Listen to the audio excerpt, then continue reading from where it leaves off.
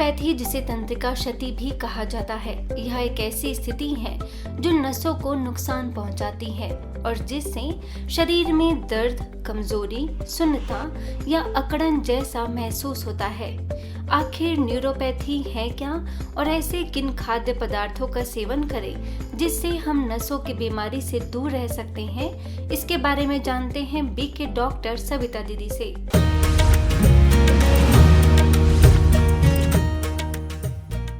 ओम शांति। आज हम बात करने जा रहे हैं न्यूरोपैथी के बारे में। न्यूरोपैथी नर्व से जुड़ी हुई एक बीमारी है जिसे हम नसें भी कहते हैं।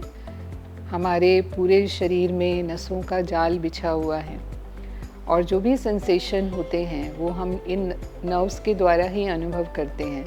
चाहे किसी भी चीज़ का स्पर्श हो जाता है, चाहे हमें दर्द होता है, वो भी मस्तिष्क तक नर्व्स के द्वारा ही पहुंचता है, या कहीं चोट लग जाती है या कांटा चुभ जाता है, तो ये सब एक्सपीरियंसेस हमें नर्व्स के द्वारा होते हैं। तो जब नर्व्स कमज़ोर होती हैं या नर्व्स डैमेज होती हैं किसी भी कारण से, चाहे वो कोई बीमारी के कारण, चाहे वो कोई चोट के कारण, तो फिर कुछ अजीब अजीब से सेंसेशंस उस शरीर के भाग में, खासकर जो हाथ पाँव हैं हमारे, उनमें होने लगते हैं। जैसे झुंझुनाहट होना, चींटी चलना, या एकदम सुन्न हो जाना उस भाग का, या दर्द होने लगना, या कांटे जैसे लगना, जलन होना, ये सब अलग अलग तरह के अनुभव लोगों को होते हैं जब न्यूरोपैथी हो जाती है।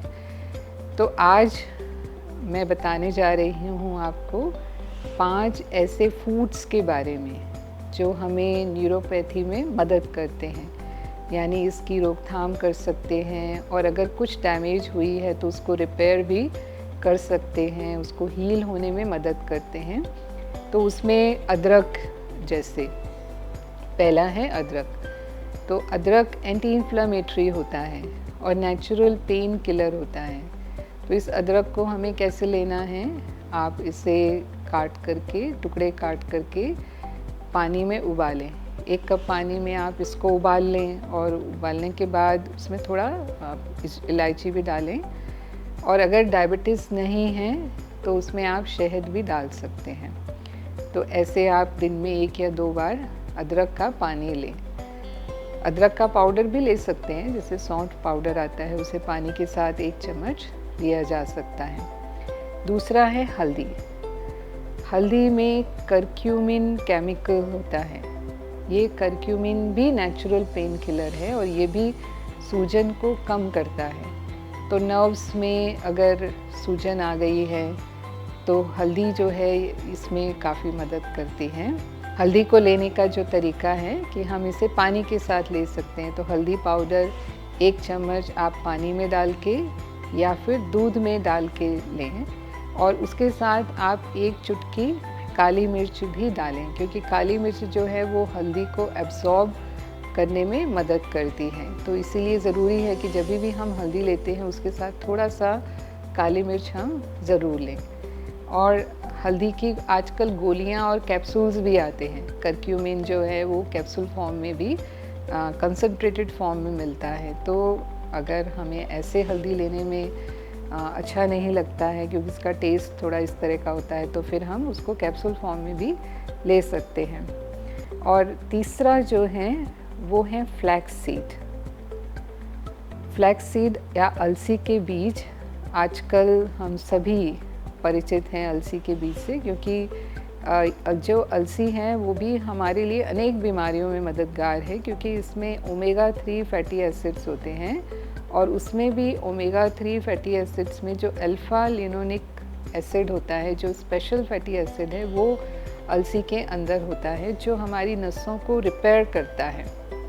तो इसीलिए अलसी को हम अब ऐसे डायरेक्ट हम सीड्स के रूप में लेंगे तो उतना वो हमें उसका टेस्ट अच्छा नहीं लगता। तो आप इसको रोस्ट कर लें, रोस्ट करके इसका पाउडर बना लें, और उसको एयर टाइट कंटेनर में आप रखें, और फिर 1 चम्मच या 2 चम्मच भी ले सकते हैं। उसे हम पानी के साथ ले सकते हैं, दूध में डालकर ले सकते हैं, दही में डालकर ले सकते हैं, दाल में डालकर ले सकते हैं।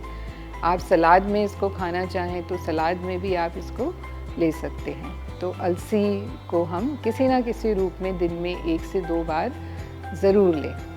और चौथा है ऐसे फूड्स जो विटामिन रिच, खासकर vitamin B complex rich foods हैं, उसमें भी B1, B6 और B12, ये जो 3 विटामिन हैं, ये हमारे नर्व्स के लिए बहुत आवश्यक होते हैं। इसमें जो B1 होता है वो नर्व्स को एनर्जी देता है, B6 जो है वो एंटी इन्फ्लेमेटरी है, और B12 जो है वो नर्व्स को रिपेयर करता है और उनके फंक्शन को इम्प्रूव करता है।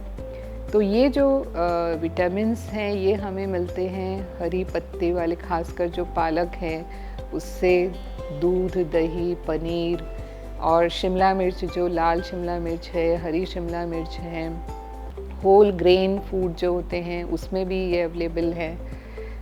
इसके अलावा सनफ्लावर सीड्स भी जो हैं वो B12 का अच्छा सोर्स होते हैं।